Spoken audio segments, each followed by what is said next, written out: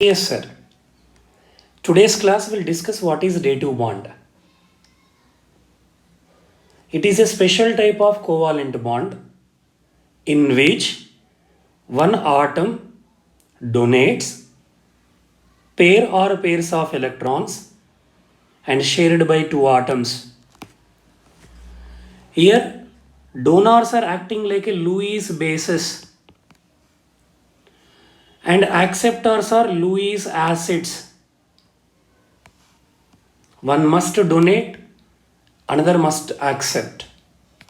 Unequal sharing of electrons. Right? Yes, now let me explain what is a trick. Everybody expecting what is a trick. Very simple. If any atom forms bonds more than its valency, if any atom forms bonds more than its valency, that extra bond is called dative bond. Sir, how should I know valency? 8 minus group number. 8 minus group number. Generally, 13th group elements, they have vacant orbital, therefore they are acting like Lewis acids. 15th, 16th, 17th, they are acting like a lone pair donors. Therefore, they are acting like Lewis bases. Lewis bases. One beautiful example we'll discuss. Example is formation of the bond between ammonia and BF3. So in ammonia, nitrogen central atom, nitrogen valency or covalency will be 3. One lone pair is there. sp3 hybridization. Pyramidal is the shape. Pyramidal bond angle in ammonia 107. Whereas in boron trifluoride, boron can form only 3 bonds, vacant orbital is there. Now generally, dative bond is represented from donor to acceptor. Nitrogen is donor, boron is acceptor, so therefore we represented with arrow mark. So listen carefully. Here easily we can say nitrogen can form only 3 but extra bond is there, one dative bond.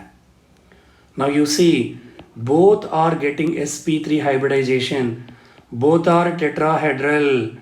This is the beauty of dative bond. Donor atom hybridization never changes, but acceptor hybridization will change. sp2 become sp3. Very important point. In complex compounds, ligands are donors acting like Lewis bases, whereas central metal acting like a Lewis acid. They're ready to accept pair or pairs of electrons. Why? Because there is a vacant orbital. Now, let me discuss one example. Everybody listen here.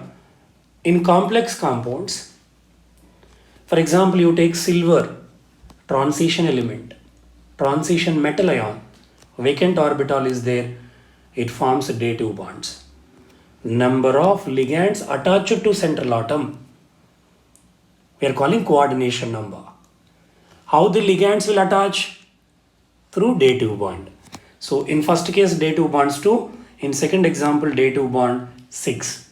Just you see. One more beautiful example for competitive exam, most important question I am going to discuss, that is CuSO4 5H2O. In CuSO4 5H2O, we are calling blue vitriol. Beautiful blue color. Here it forms ionic bond, covalent bond, and very important, out of 5 water molecule, 1 forms hydrogen bond, 4 are dative bonds. 4 are dative bonds and 1 is hydrogen bond. So in CuSO4 5H2O, 4 dative bonds, 1 hydrogen bond, ionic bond is possible, covalent bond is possible, Day 2 bond possible. Hydrogen bond is also possible. Important example. Next, you see, question is given here. Find out the number of day 2 bonds. How to find number of day 2 bonds? What is a super trick? You have to identify the central atom. First example, sulfur central atom belongs to sixth group. Its valency or covalency is 1. Extra bond is there, 1 day 2 bond. In SO3, 1 extra bond, 2 extra bonds are there, 2 day 2 bonds we have. In CO, carbon monoxide, oxygen covalency 2. 1 extra bond is there, 1 day 2 bond. In N2O5, each nitrogen has 1 extra bond. We have 2 day 2 bonds. Like this, we have to find. This is the super trick. Practice more examples, you will get perfection.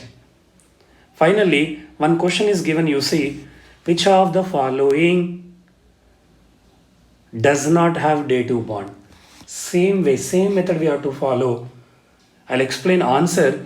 In carbonate, we know how to write the structure. Oxygen is there, negative charge is there, means oxygen carries negative charge. Negative charged oxygen will form only single bond. Carbon maximum covalency 4. So therefore it cannot form day 2 bond. Answer is carbonate. So like this you have to answer the questions. Practice more examples, definitely you'll rock it. Thank you one and all for attending the class. Please like and subscribe.